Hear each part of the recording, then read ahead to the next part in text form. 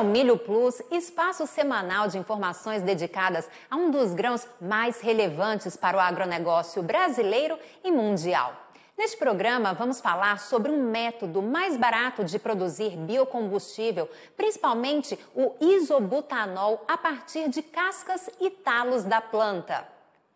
O especialista convidado é o presidente executivo da União Nacional do Etanol de Milho, a UNEM, Guilherme Nolasco. Seja bem-vindo ao nosso programa, Guilherme. Olá, Juliana. Obrigada mais uma vez pela essa oportunidade de falar aí com o Milho Plus e seus ouvintes. Então, Guilherme, esse novo método surgiu com base numa pesquisa realizada por especialistas americanos. Você pode trazer mais detalhes técnicos desse trabalho? Bom, a pesquisa americana fala um pouco da fermentação de milho de palha e de talos, ou seja, um álcool, um etanol de segunda geração. É o futuro, na verdade. Nós estamos num momento que o mundo, acho que aguçou isso nessa pandemia, né? A necessidade de bioeconomias, de bioenergias, e a gente passa por esse modelo de transformação na busca por carros elétricos, carros a hidrogênio, etanol de primeira e segunda geração. E o álcool pode ser feito a partir de fermentação de vários produtos, seja ela de casca de eucalipto, seja de palha de arroz, seja de palha e talos de milho. Mas, na verdade, aí, o primeiro passo por onde nós estamos aí crescendo e nos últimos anos é a produção do etanol do grão de milho, né? Do amido que vem aí dentro do grão de milho, da fermentação deste cereal, produzindo álcool e outros coprodutos muito utilizados aí na indústria de proteína animal, na alimentação de bovinos, de suínos, de aves, com inclusão até nas rações de PET. Ou seja, o milho é um cereal, acho que é a base do crescimento da população mundial em torno do milho, né? É uma cultura de simples cultivo que pode ser produzida no clima temperado, no clima quente, por toda a parte do planeta, né? Do mundo. E ele é base de alimentação, ele é base para a produção hoje de combustível, para a produção indireta, né, de carnes através da sua composição nas rações animais. Então, é um produto de uma gama de versatilidade enorme, né? Já dizia Cora Coralina no poema do milho, da simplicidade do cultivo do milho, plantados em quintais, em sítios, de toda a rusticidade desta cultura, mas sem perder a importância do milho que tem aí no contexto da sociedade, no contexto da economia global. E mal sabia ela, quando escreveu isso, que esse grão tão simples se tornaria base para tantas invenções inovadoras, para transformar a realidade da energia no mundo inteiro. Guilherme, na sua opinião e segundo os especialistas, o que torna esse método inovador de produção de biocombustível mais barato que os tradicionais? Qual é a estratégia por trás disso? Na verdade, nós temos uma grande oferta de milho, principalmente nos estados do Centro-Oeste, em Mato Grosso. Mais de 50% do milho produzido em Mato Grosso, Goiás e Mato Grosso do Sul era exportado em grão.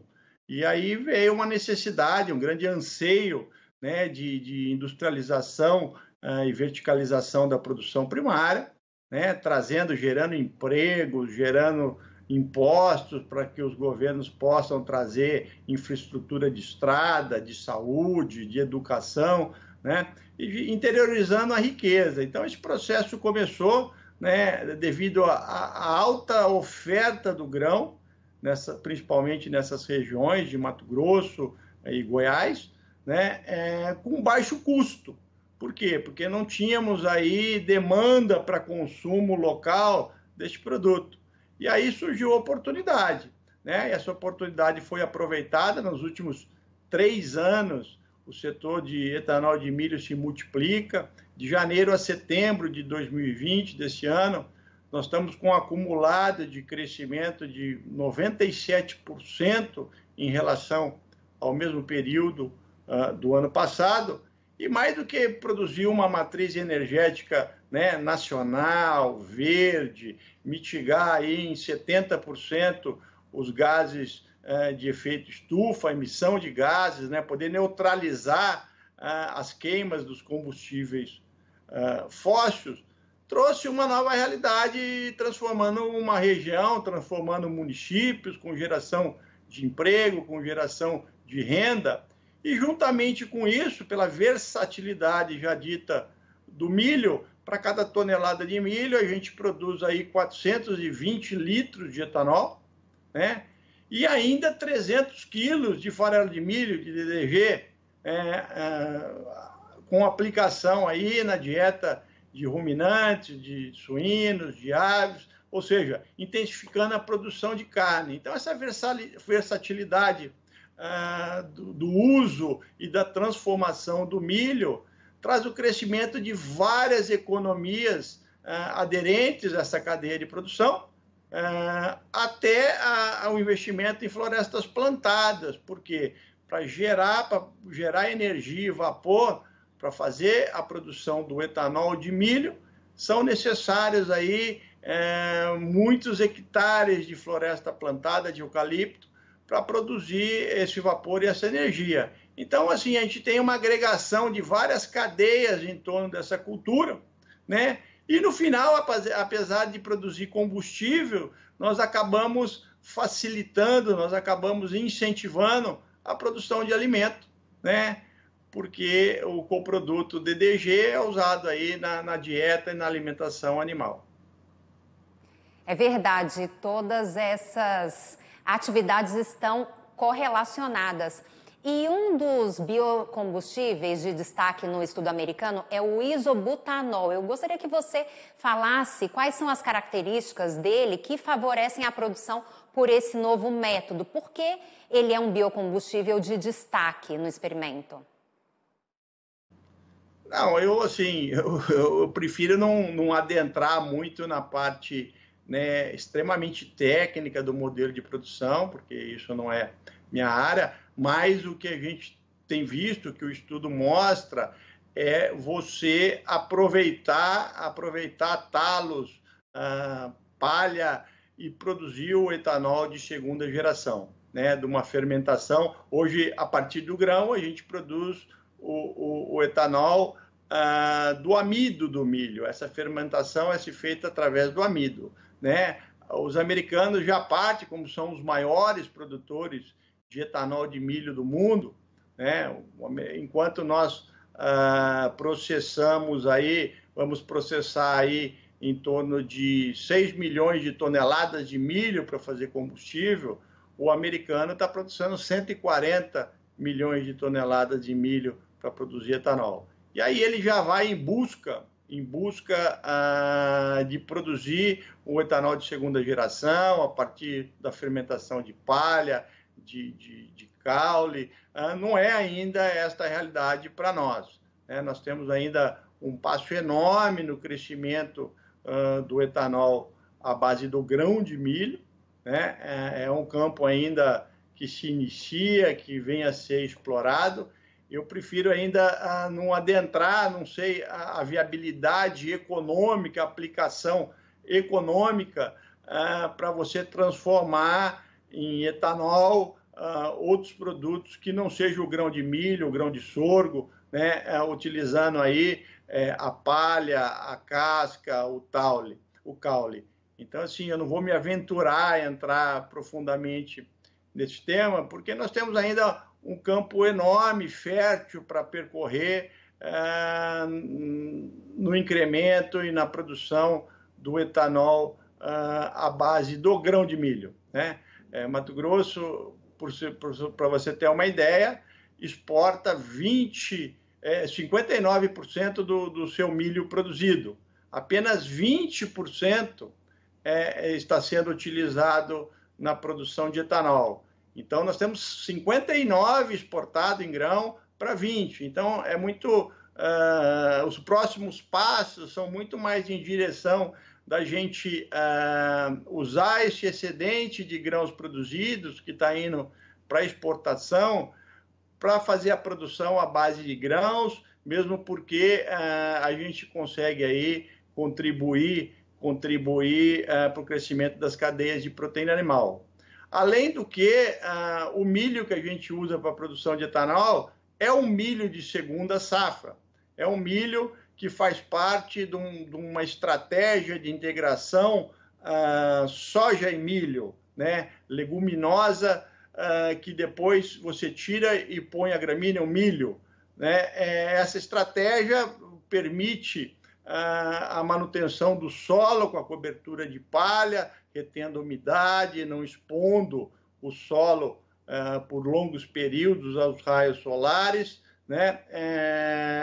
Controle de nematóides, de doenças. Então, este milho que era plantado e que não tinha muita aplicação, era um milho de estratégia de segunda safra da soja. E a palha, o caule, todo aquele processo que é extraído da colheita do milho, ele é de extrema importância para ficar sobre o solo, que ele chega a aumentar a produtividade em 5, 6, 7 sacas de soja, quando ele é incorporado essa matéria orgânica do solo. Então, não se vislumbra a curto prazo você utilizar a palhada, utilizar os restos culturais do milho para a produção de etanol.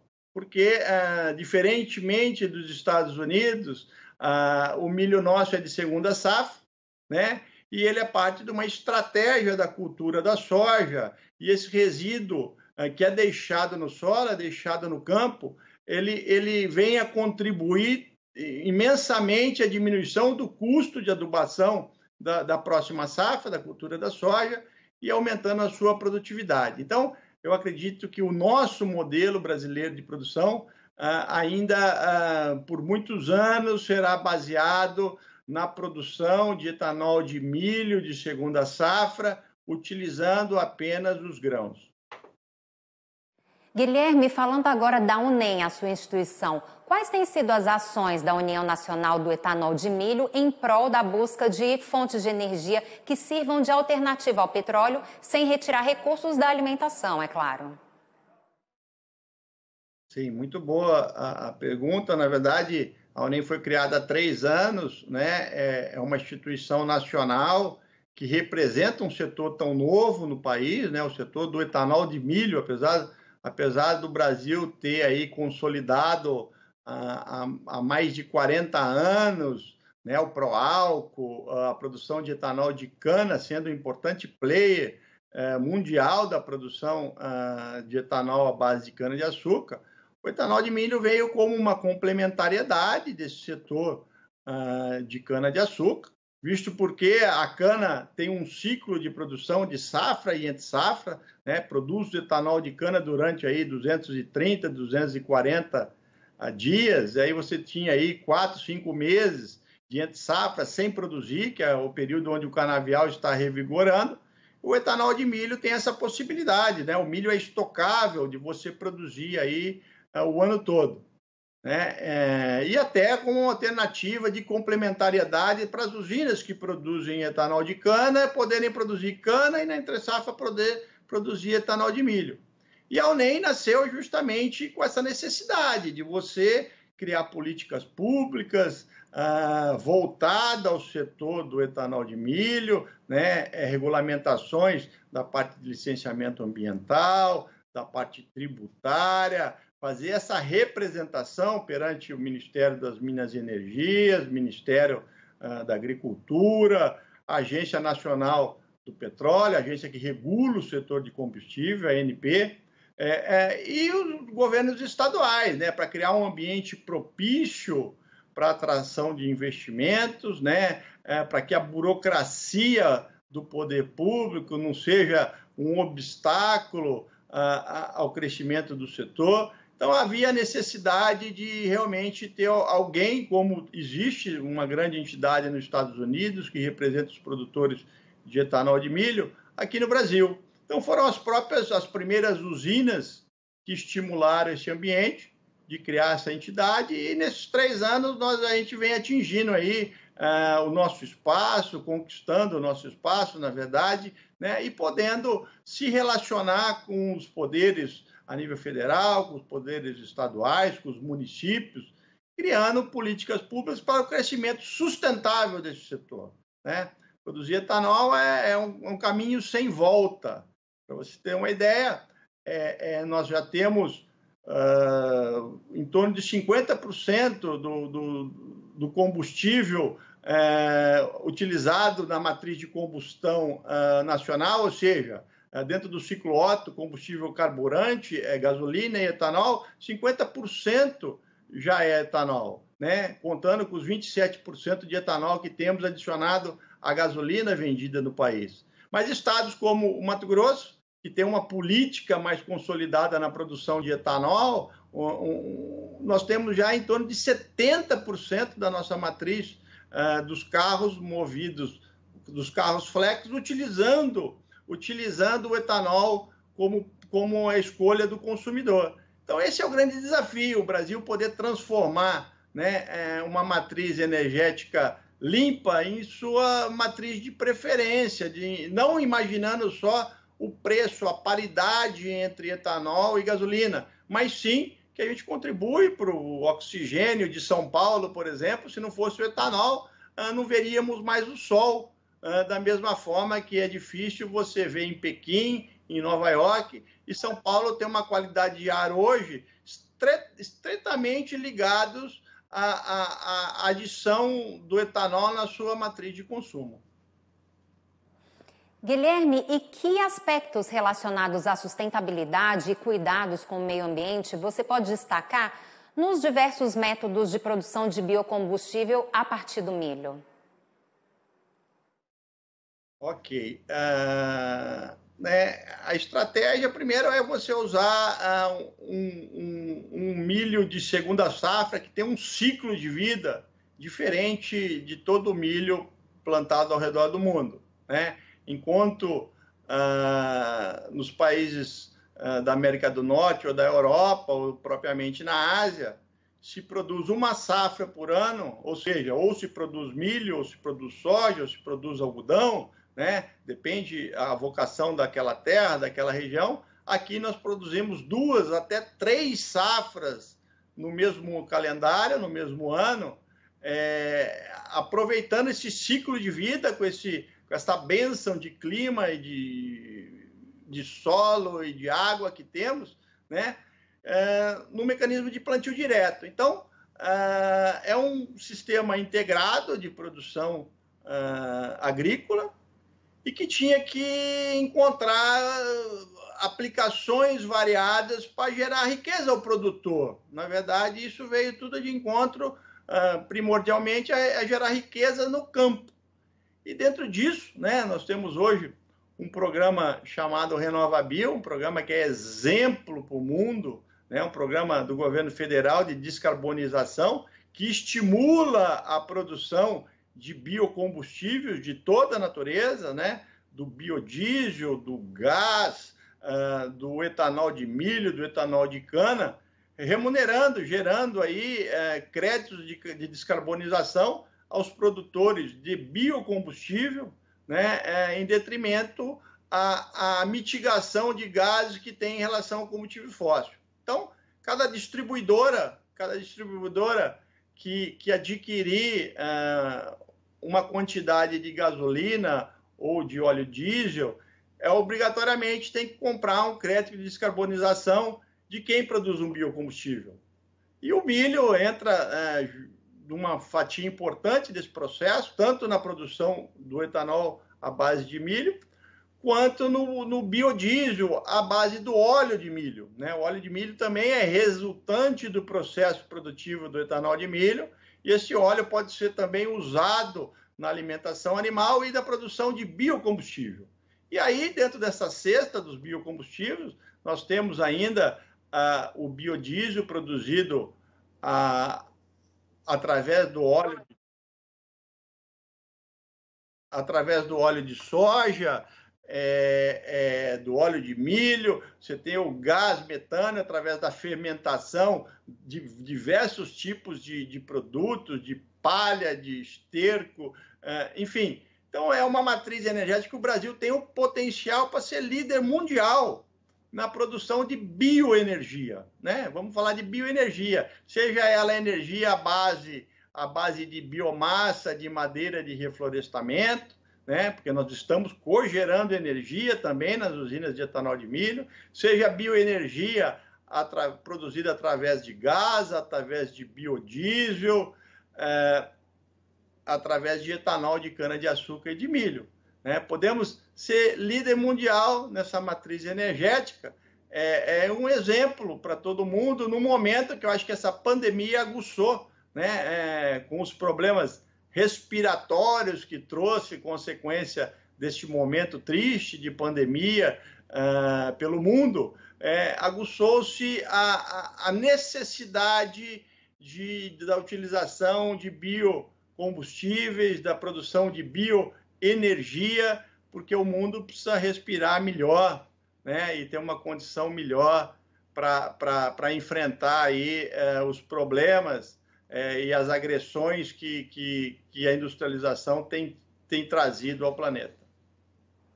Guilherme, voltando um pouco na análise do estudo norte-americano, como vocês da União Nacional do Etanol, de Milho e do setor produtivo reagiram às inovações divulgadas por eles?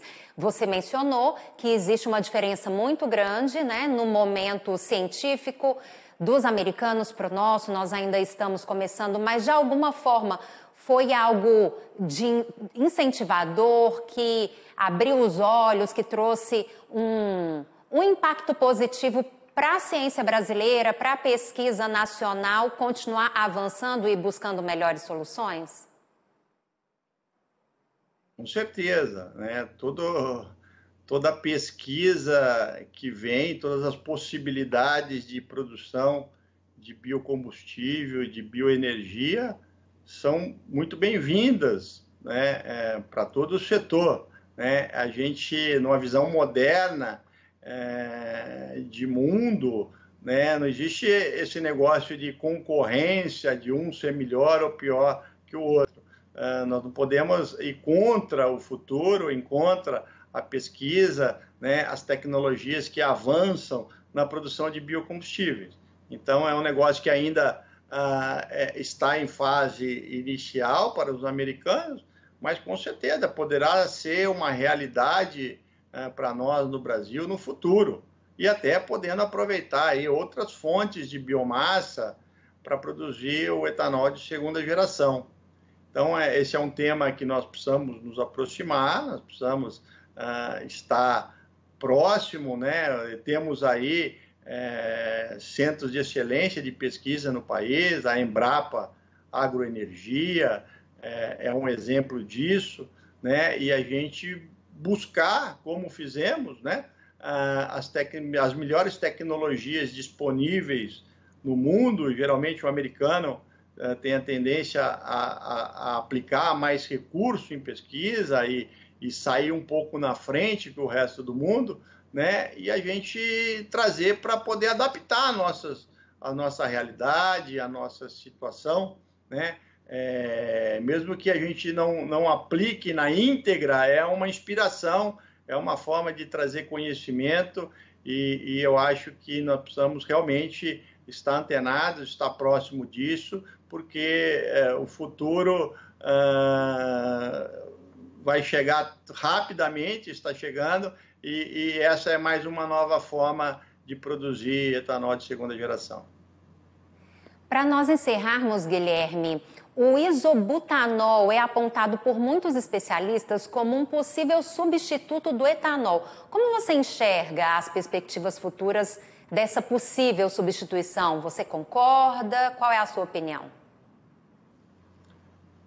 Eu não acredito em substituição. Eu acredito, né? Nós estamos com o Proálcool aí, fez aí 40 anos, o ano passado, né?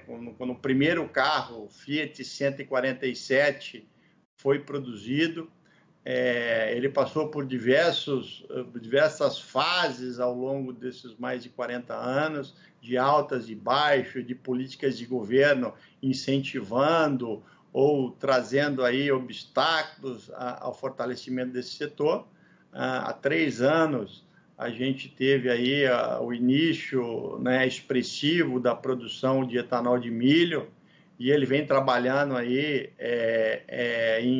em harmonia junto com o etanol de cana-de-açúcar, apesar de ser apenas aí 7, 8% da produção nacional, ele encontrou o seu papel, a sua dinâmica de produção, e outras formas de energia virão, como o etanol de segunda geração e outros. Mas na hora que o etanol sai da usina e ele chega lá no posto de abastecimento, tudo é etanol, tudo é biocombustível. Ninguém vai chegar com o seu carro na bomba para abastecer e falar assim: completa meu carro com etanol de milho, ou etanol de cana, ou etanol de segunda geração, né? Isso não existe. São tecnologias que vão ficar ancoradas na base de produção, e é lógico, quem tiver maior viabilidade, quem tiver maior vocação para uma produção de um tipo ou outro tipo, para optar por um processo produtivo ou outro, fará.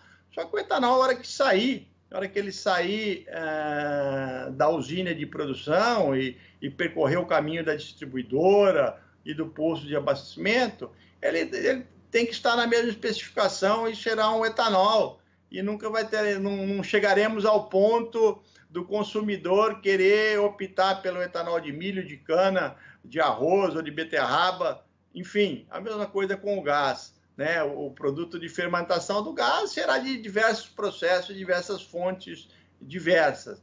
Então, isso não nos preocupa, é mais uma possibilidade de tecnologia a ser incorporada ao processo produtivo de um biocombustível. Estamos todos do mesmo lado, e isso só tem a somar, longe de ser um processo de substituição de uma matriz, de um modelo de produção para outro. Eu te agradeço então, Guilherme Nolasco, presidente executivo da UNEM, pela entrevista. Muito obrigada. Eu que agradeço, obrigado. O Milho Plus fica por aqui. Obrigada pela sua companhia. E lembre-se que para rever este programa, basta acessar o canal do AgroMais no YouTube. Um ótimo dia para você e até mais.